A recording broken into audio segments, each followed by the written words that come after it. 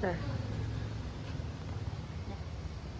Nah, selanjutnya kita akan lanjut ke tips untuk menerapkan diet DAS. Nah, tipsnya itu ada beberapa ya.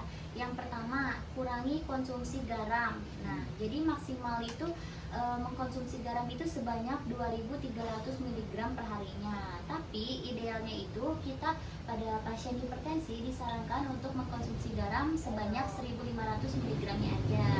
Nah,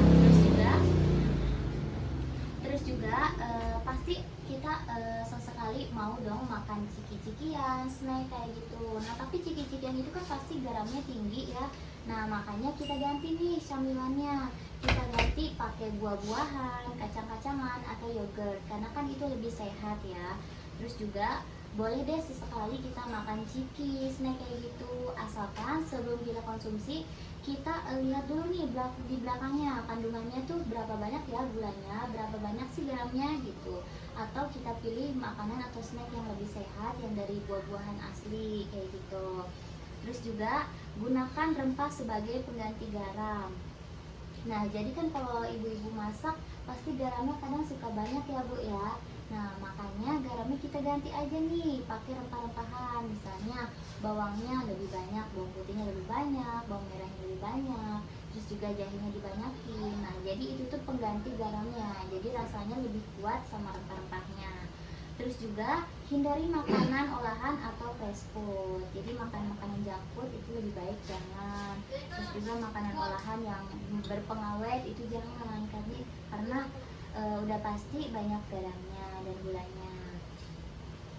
Nah, selanjutnya di sini saya akan menyarankan gimana sih cara menerapkan diet dasnya itu, menunya tuh kayak gimana. Nah, saya di sini sudah membuatkan menu makanan untuk diet dasnya, untuk penerapannya.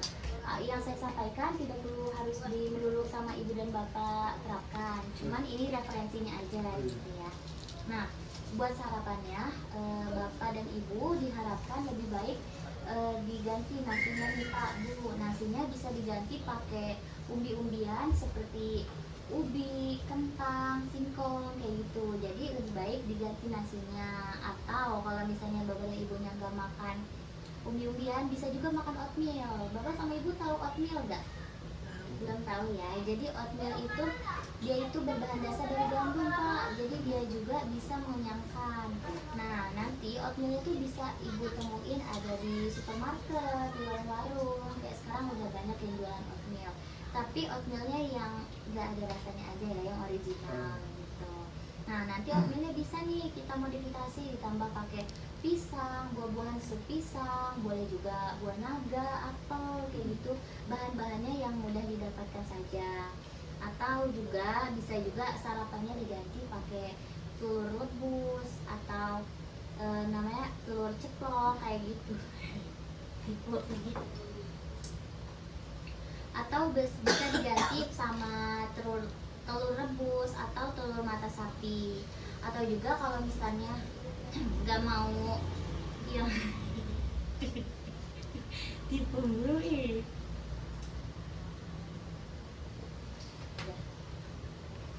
atau kalau nggak mau makanan yang berat bisa juga untuk mengkonsumsi susu aja asalkan yang rendah lemak. Nah, itu buat sarapannya.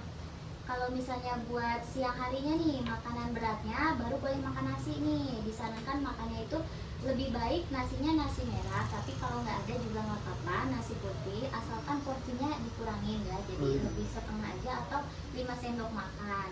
Terus juga nanti lauknya boleh pakai ayam panggang yang tanpa kulit ya, jangan dimakan kulitnya.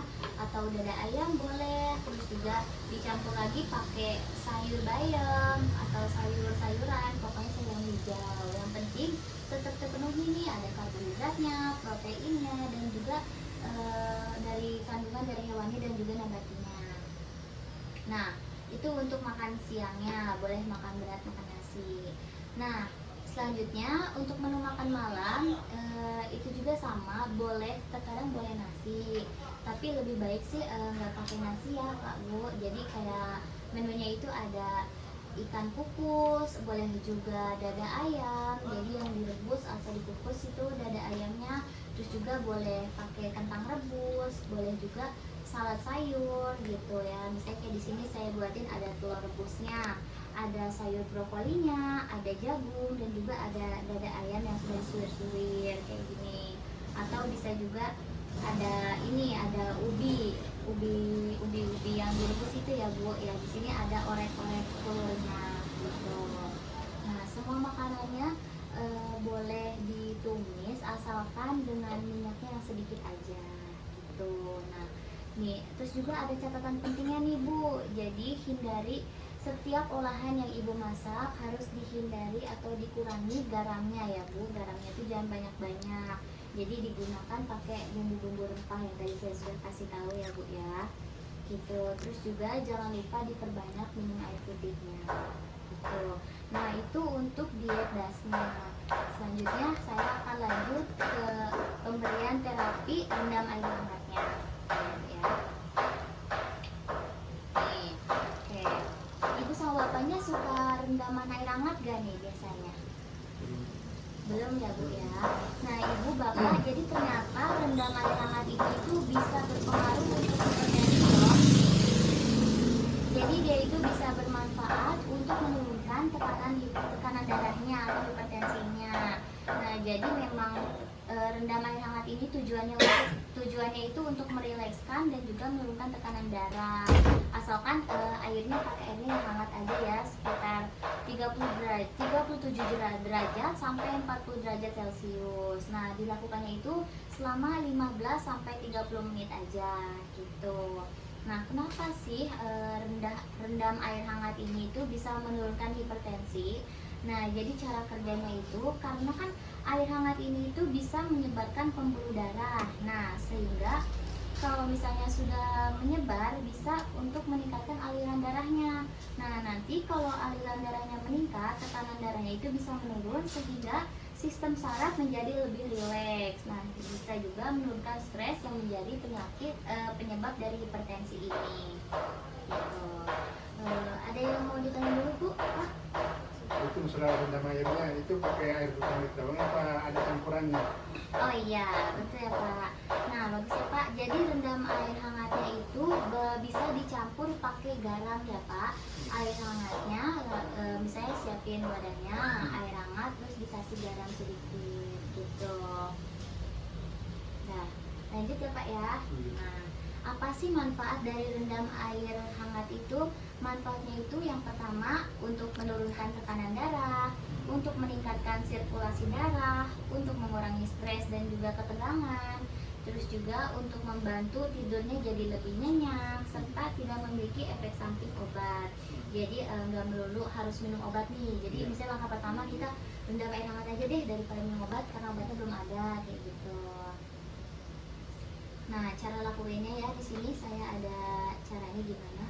Yang pertama itu kita siapin dulu tentunya wadah baskomnya. Terus juga kita sudah merebus air hangatnya, panasnya sekitar 37 derajat sampai 40 derajat Celcius. Kemudian kita pindahkan ke baskom. Nah, kemudian kita rendam hingga betis selama 15 sampai 30 menit. Jadi misalnya dimasukin ke air, ke baskom sekitar sampai segini aja ya, boleh direndam, nanti lamanya itu sekitar 15 sampai 30 menit. Terus itu airnya sudah dicampur dengan garam espon atau garam aromaterapi. Nah, itu tuh boleh dilakuinnya itu sore hari atau sebelum tidur. Jadi bisa juga membantu merilekskan ketika tidur. Setelah selesai, sudah 30 menit atau 15 menit nih, udah deh tinggal dikeringkan, terus hangatin kakinya juga setelah diterapi gitu. Gampang ya Pak ya. Nah, jadi jangan lupa juga kalau misalnya sebaiknya kalau misalnya di kakinya ada iritasi atau ada luka, lebih baik jangan dulu dilakukan. Jadi kalau misalnya kakinya lagi nggak ada luka atau baik-baik aja, baru boleh dilakukan terapi ini ya Pak ya. Terus juga